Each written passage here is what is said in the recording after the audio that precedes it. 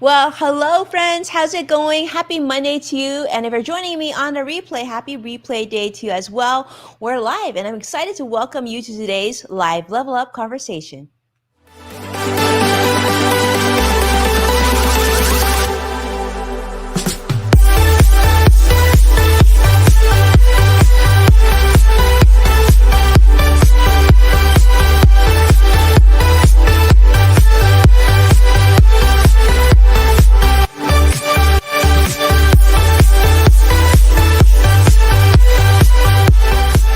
Welcome to Level Up with Winnie Sun.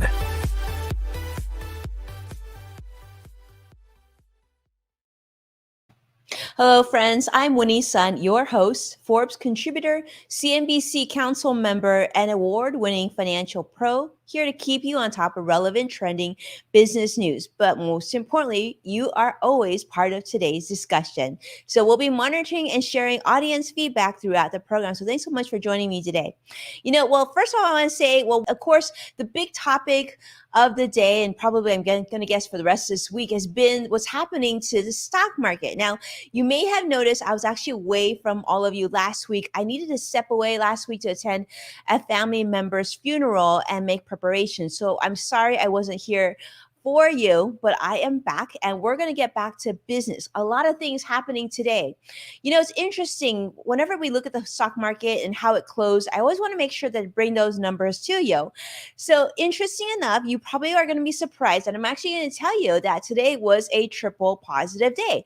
That's right. After all the craziness that occurred earlier today with the stock market, at the very end, I'm actually serious. You'll be surprised to know that the markets turned positive. In fact, the Dow closed up 99 points.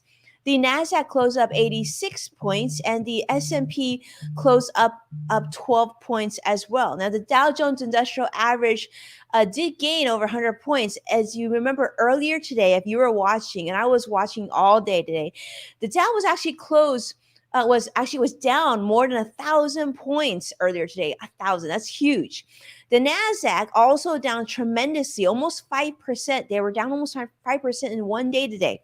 Also turned positive. The S&P also came back positive, down more than 10% from its January 3rd record close. So a lot of things happening with the financial markets. If you're looking and you're watching with me right now, you might be thinking you're going to go and check up on your financial statements, maybe your 401k.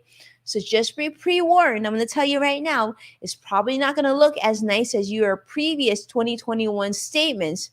But let's walk you through this. Let's tell you what's going on, and that way we can kind of maybe hopefully, get you a little more calm, a little less nervous. Now, last week, the technology heavy NASDAQ, this is a sector that we talk about a lot. The NASDAQ, definitely a very, very popular index. Many of you are probably stock investors. Maybe you buy some of the big tech names.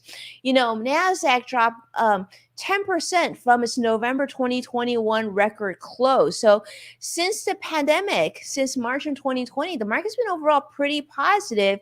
That seemed to change as 2022 sort of came into focus. So the Dow Jones definitely gained a little bit today at close, but certainly we're seeing a lot more volatility. And if you remember what we talk about, volatility is not only on the positive, but also on the negative. And so we're seeing that right now. We're seeing a lot of pullback.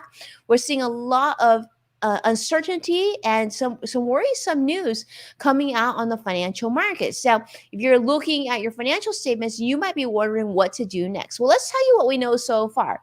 So here's what we know, that some of the pressures, there's a lot of pressures pulling back on the financial markets. And these are the things that I would sort of highlight for you to be paying attention to.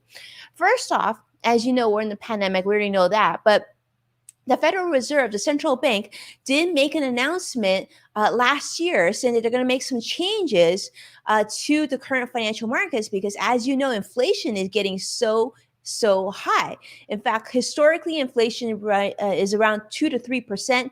We're looking at 6% plus on inflation. Now, some of those goods that you've been buying at the supermarket, maybe things that you normally need, maybe for your kids, for school, could be whatever for your home. A lot of those prices are way more than 6%. So a lot of costs of goods have increased, while a lot of people are looking at their payroll and their paycheck and hasn't increased as much. So you're really looking at your money not lasting quite as much at present levels. So the government realizes this is a big issue and they're trying to make things better for all of us, trying to stabilize interest rates, try to stabilize inflation, of course. So these are some of the things that we need for the market to really sort of come back to more normal terms and to feel a bit more confidence. I think a lot of investors are looking for these sort of things. And that is, first off, a stabilization of interest rates. The 10-year treasury yield had some trouble breaking through the 1.9% last week. Following a dip below 1.8%. Now, that was a little bit of good news for stock investors, but stock pricing levels can be interest rate sensitive. And so this is making it so it's harder to justify bond yields, CD prices, saving account rates. These things are, needing to go a lot higher for things to get a little bit more normal. Plus, we need to deal with inflation. Now, this is a key risk for markets right now. And this is the data that we're really concerned about this month. And of course, this month's data is going to be reporting next month. So we don't think inflation is going to get back into the swing of things and back to normal anytime soon. So we're still looking at more news of easing supply chain bottlenecks. And many of you, depending on what part of the country you're from, you might actually see some supermarket shelves more empty than normal. So those are all concerning things whenever you're looking to invest and feel more normal back into the swing of things. Those are things investors don't like to see. Now, I want to say a quick hello also. Joseline, it's wonderful to see you from Massachusetts. Thank you so much, my friend, for being here. Vicky, it's so great to have you join us from the UK. Always a treat. Robin, it's wonderful to see you here with us all the way from the East Coast. Hello. Fred Brandon, a longtime friend, it's wonderful to see you again. Nice to see you again. And so many of you joining from different platforms. As you know, we're monitoring comments. Always a treat to see and hear from all of you. Now, the other thing that I would say are things that we're watching in terms of the financial markets kind of coming back is needing to get back to work. Now, some of you are saying, Winnie, I don't know what you're talking about because I'm already back at work. I get it. I'm back at work too. But believe it or not, there's still millions of Americans who are not yet back to work. And why we know that is because currently there's over 10.5 million open jobs here in the US. Now, that's almost at a near record of job openings of companies needing to hire employees to get things done. Now, to give you a comparison of pre-pandemic levels, we had about 7 million jobs open in December of 2019.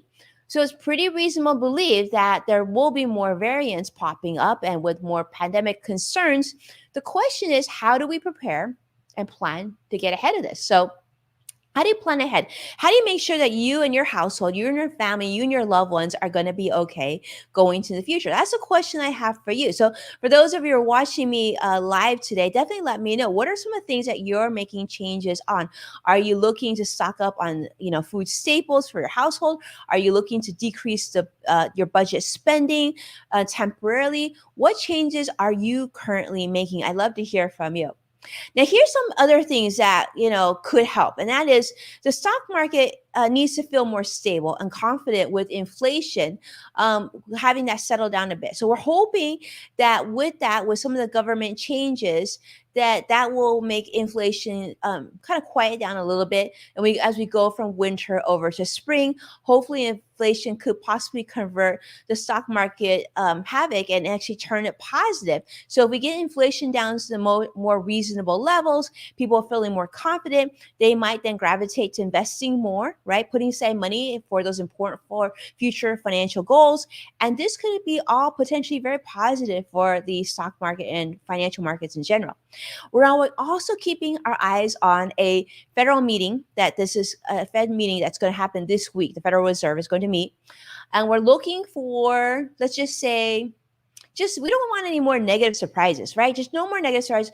Tell us what's going to happen. We're looking for consistency, confidence, and of course, some direction on how they're going to mitigate more inflation concerns, how to get people back to work, how to get people comfortable with the current levels of the pandemic that we're at, so we feel comfortable getting back to work, making money, getting our kids back to school, going to do some of the things that we've enjoy doing pre-pandemic. We're hoping that takes place sooner rather than later, as investors are now expecting 4 rate hikes this year. So, what does that mean for you? That means, first off, if you haven't refinanced or if you've been like just waiting to purchase a home, this is something you want to pay attention to because interest rates, any little changes in the interest rate can make a big difference on your mortgage payment. Additionally, if you owe credit card debt, also pay attention to that. And of course, look at things like if you're looking to buy a car, like what the interest rate will be there as well. And if you have a lot of money socked away at the bank, not earning a lot of interest, well, you might be hoping the interest rates go higher because you're looking for a little bit more yield on the money that you earn and that you've earned in the bank. Now, that being said, if inflation doesn't get mitigated, doesn't get brought down some, that even if you have money in the bank and it's earning interest rate, maybe let's say it earns a whopping 2-3%, but inflation is still close to 5%, we're still going to be losing money on that money, not keeping up with inflation. Now, we also want to talk about the stability of oil prices as well. We're hoping for stable prices and lower oil prices. That would be a plus. And there's more. There's the midterm election year, which historically, my friends, does mean that there's more volatility and smaller gains. That's historically the case. Now, the question remains, of course, will the second half of this year look a lot better than the first half of this year in the financial markets? Now, historically, we talked about that it's usually very volatile for the stock market. Now, remember, stock market volatility doesn't necessarily mean that things are all going to go down. Volatility can mean up as well. It just means the swings are going to be larger, right? So if you're going to be investing, you realize there's going to be risk whenever you do invest. You're going to have to plan for that and get in a good headspace to prepare yourself for this. This on top of everything else that we're going through. Now, it's always best to plan ahead. And I would say have a game plan in place because you want to have this game plan in place before the storm comes, not during or after. So this is the time to plan. The other thing you want to pay attention to, of course, that's putting some weight on the stock market is a potential conflict in the Ukraine. So that's something that we're paying attention to as well. So a lot of things to be paying attention to, right? Especially when it comes to your money. But when you do take a look at your financial statements this week or this month or even this quarter, be prepared. Know that we're going to expect some volatility. But the good news is that through most of the pandemic, the market's actually done pretty well. I think there was one instance since like December 2019 where the market gave back about 5%, around 5% that day. But overall, we've had a really good financial stock market until this point. So understand whatever you're investing, there's going to be times when there's going to be corrections, there's going to be pullbacks, and there's going to be opportunities for those of you who maybe have been on the sidelines and have been a little just watching the financial markets take off and thinking, oh, wow, I feel like I'm missing out. I haven't been investing as much for my retirement or for my education or for my kids' education. You fill in the blank there. This might be an opportunity for you to go ahead and add in and sort of dollar cost average, slowly buy in to those long-term financial goals. Now, if you have any questions on how to do that, I strongly recommend making a meeting or a consultation. You can do it virtually nowadays with a financial advisor, financial professional. That would be a really smart move, especially since we're going into tax season, right? So I see Vicky is saying, not a good time, influence the stock market. Then I have lost money before the stock market crash. Bring the robots into work. Vicky, that's an interesting point. I would say it's good. I would like to have a robot maybe do my dishes, maybe clean my house, do the laundry. But it comes to investing, comes to your financial picture and financial planning, I still say let the humans do it. Have a very experienced financial advisor jump in to help you. I think that will be a worthy investment for you. Now, some good news though, right? It can't be all bad news. And I imagine I'm going to tell you, we're going to have some really good news this week. We're going to have a lot of stuff that I'm going to be sharing with you this week. We have a lot of news coming out. But here's some good news. We got to end today with a plus, and that is, we have been seeing, this is some good news coming out of Krispy Kreme donuts. For some of you have Krispy Kremes around you. I actually just finished a 3-day, believe it or not, 3-day road trip. So I had to go all the way to Texas for a family member's funeral and all the way back. and we stopped through many cities and many states, and it seems like Krispy Kremes is everywhere. But here's the thing: the American Red Cross is looking for blood donations. They're saying levels of blood donations. There's definitely a blood shortage right now. It's been supposedly the worst blood shortage in over a decade. So if you're in a situation where you're able to donate some blood, guess what? Krispy Kreme is going to give you a dozen glazed donuts to those who donate. So all you have to do is make an appointment with the American Red Cross or find somewhere where you can go in and give some blood, help someone out. And with that, you get like a sticker that says, I donated. Then you can go to Krispy Kreme, show them your sticker, and they're going to give you a dozen free donuts. So there you go. So there's a little bit of positive news for you there. Hopefully that was helpful. Those of you who are able to, definitely let me know if you went ahead and made that donations, because I would love to say a big thank you on the air for you to help, for those of you who are able to help others and donate blood to those who are in need. So thank you so much, my friends, for watching and supporting our program. I got so much more to do for work. I got so many more meetings for today, and I'm doing national news later this evening as well. So thank you so much, my friends, for watching, supporting our program. Take a moment to share this show with someone that you care about all over social media. A big special thank you to Vicky for always being such a supporter in that way for us. And as a reminder, you can actually find full episodes of Level Up on NASDAQ, Amazon Fire, Roku, and the CW San Francisco.